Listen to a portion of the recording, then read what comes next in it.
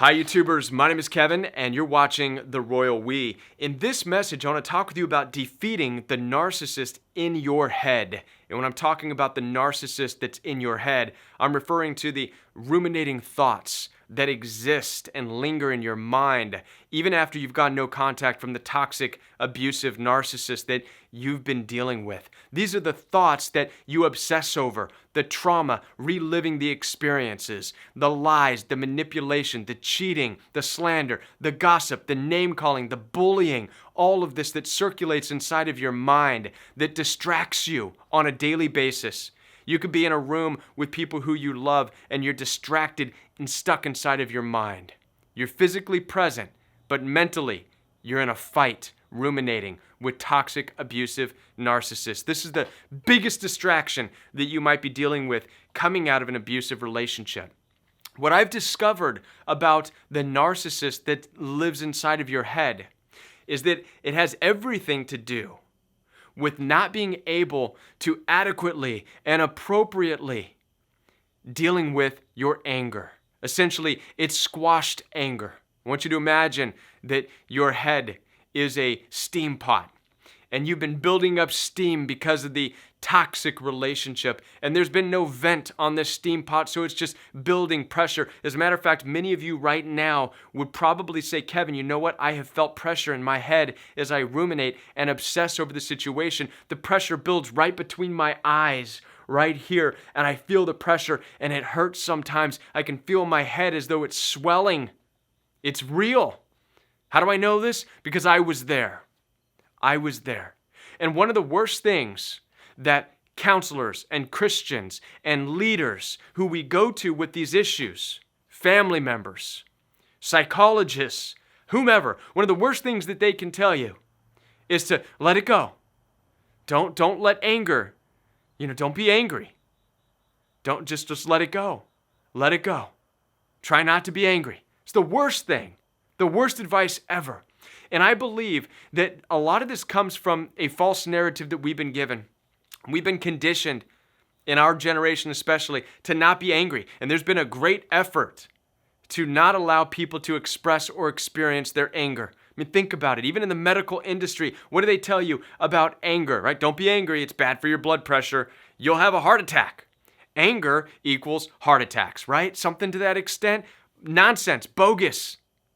Anger is a natural emotion. That in and of itself is not going to cause you to have a heart attack. But now watch this. You not knowing how to appropriately deal with your anger might cause some serious health issues. Many of you have been dealing with a lot of health issues, right? Rheumatoid arthritis, POTS syndrome, developments of gout, all as a result of anxiety, panic attacks, frustration, which can and possibly be attributed to an unhealthy understanding of how to release anger, and so you don't release it.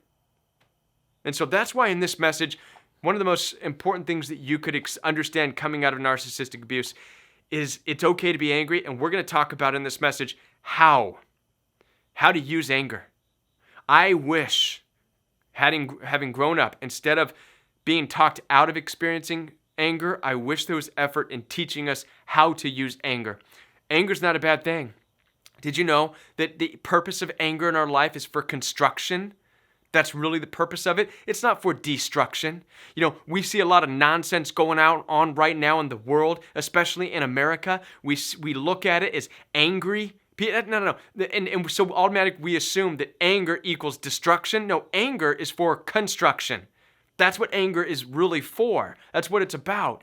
You're screwing something in a wall and that screw is being stubborn and you can't do it. So you get frustrated, which is a part of anger, and your anger comes in and now helps you think of a different way, and you don't give up, you don't quit, and you keep screwing that screw until it gets in there. That is what anger is for.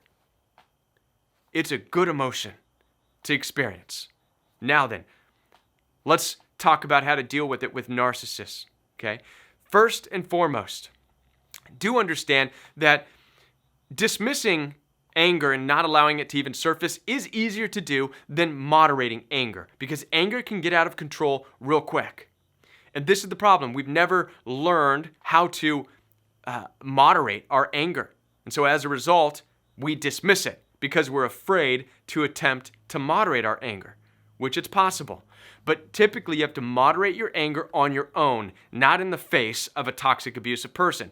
If two people are there, right, you're trying to moderate your anger in that situation, it's easy to cross that line and step into what's evil and what's wicked, and that's using your anger externally to hurt somebody else. That's wicked, that's evil. What we want to do is we want to learn how to deal with our anger on our own. And so here we go. Number one, understand you can have anger. You have permission to be angry. As a matter of fact, in the ancient literature of the Bible, it says, be angry, but sin not in your anger. Why is it telling you, be angry? Because it's telling you, be angry. Period. End. Doesn't matter what any of your pastors say or what any doctor says. Doctors, don't be angry. It's going to give you a heart attack. Wrong. The ancient people understood, be angry, but sin not. Again, the sin part is understanding where that threshold is of where your anger is constructive for you and where it's wicked and evil used outside of yourself. That's where that sin boundary lies, okay? So, understand it's okay to be angry. So give yourself to be angry. Be able to tell yourself, I am angry. Listen, this provided so much healing for me when I was able to finally say, I am angry. At that point, when I was able to say that, I stopped saying, why are they treating me this way? How can I fit in with them? And I went from that to now, I am angry because of the abuse, the lies, the slander. I am angry. I am so angry at it. And what a freeing experience that was to be able to connect with my own anger. And now watch this. Number two, be in communion with your heart. So this is a part of understanding that you're not perfect. I'm not perfect. So when we communion with our heart, we're sharing our anger and our heart. Our true person is sharing that information back and forth. You're angry. Yes, I'm angry. What's our part in it? What's my part in it? Well, I kept going. I tried to make something work that wasn't going to work. That's my part in it. Okay, what else is your part in it? Okay, well, maybe I drank with them and I started doing this, or maybe I had sex with them. And okay, that's your part. Okay, communion with your heart, with your anger, because what you're going to discover is that your anger is going to be distributed, right? You're going to be angry at the toxic narcissistic abuse, but you're also going to have anger in some of the ways in which you've allowed things to take place. Not all of you, but some of you. And that's healthy. That's understandable. That's good. You want that. All right? Moving on. The next thing, after you have communion with your heart, be okay with having enemies. You have enemies. We've got to stop living our lives as though we do not have any enemies. I bought into that narrative. I was that good Christian worship leader. I played bass. I was a counselor on the church counseling team. How could I have any enemies? For crying out loud, I can get along with anybody. I had this arrogance, this toxic positivity about me, and lo and behold, I had real enemies. Jesus says in the New Testament of the ancient literature, he says, love your enemies. And the word isn't love, it's agape, which means do what's right to your enemies. But the point is, he's saying you have enemies. He's not saying try not to have enemies in this life. He's saying, no, you have enemies. And some of your enemies are your family members. Some of your enemies are your friends, people you thought were friends, people you thought were family. Your enemies, people that you work with, people in certain social settings, your enemies. And what you're going to realize about you're directing your anger is it's not going to be about the people as much as it is their lifestyle. You're going to be angry. Your enemies is going to be the lifestyle of lying, gossiping, slandering, gaslighting, manipulating, bullying, fighting. You're going to be disgusted by that stuff, and you're going to be angry at that stuff, and you're going to call that out, and anybody who lives that life as your enemies. Do you follow me? That is your enemies. That lifestyle, that's really what you're saying. And this is important because as you're able to say, yeah, that's my enemies, you're going to further want to distance yourself, saying, I want nothing to do with that. For my life and for my family, we're not going to have anything to do with that stuff. Do you see how important it is now to release the anger? Because it's going to help you to build better boundaries in addition to releasing the ruminating thoughts. All right, as you call this stuff out.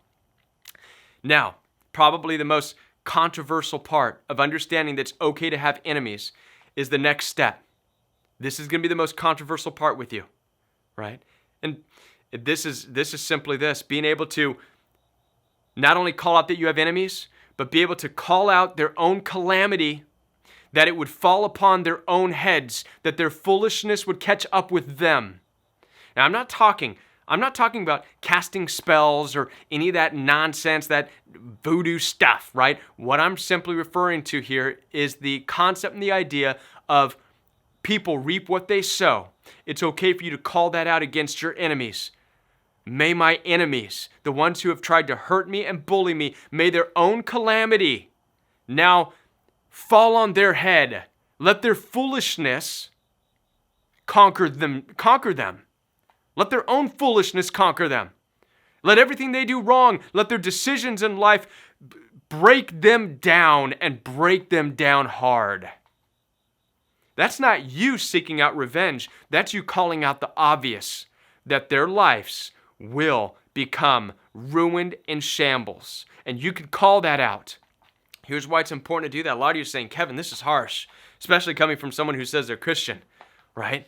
It's harsh to say that you can look at somebody and say that it's okay for their own calamity to fall on their head. But it is. And it's biblical. Don't believe me?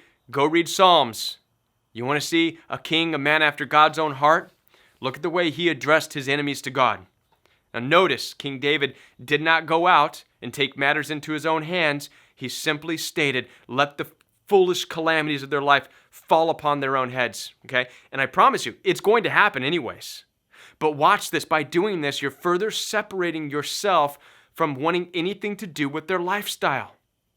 So here's what's happening is you are, in a healthy way, dealing with your anger. You are constructing yourself out of frustration. You're tightening your walls. You're tightening your boundaries in life. You're tightening your morals. You are tightening your ship, fixing all the loose ends by being able to identify the icebergs and the things that can sink your ship. And you're creating heavy boundaries and you're saying, be done with them. May all of those icebergs and things, let them sink, for crying out loud. That's what you're doing. You're constructing yourself and establishing your boundaries. All right? Now, listen, I know this is a heavy message, but a lot of you right now needed to hear this, and I hope that it resonates with you, and I hope that you will work on releasing that anger. Stop trying to stuff it. Stop pretending it's not there, and don't believe you're going to have a heart attack by dealing with your anger. You won't. Because I have, and it's freed me of the ruminating thoughts, the obsessive thoughts. I no longer think about the situation and why it happened.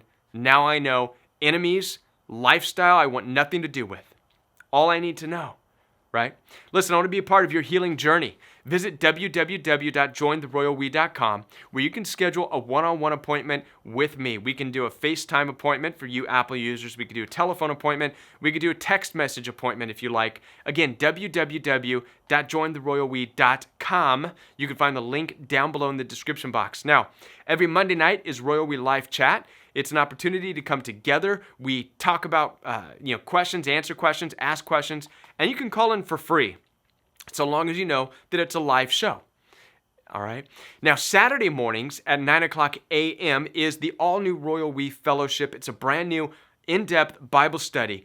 Unlike any other Bible study you've been a part of, this is anchored in the reality that the world is toxic and narcissistic, in a hostile place, not a good place. So I hope that you will be there and join in with the Royal We Fellowship Saturday mornings at 9 a.m. Again, the links to all these channels and Instagram and Facebook and all that stuff is down below. So be sure to go to the description box down below, and I'll be back with more videos right here on the Royal We.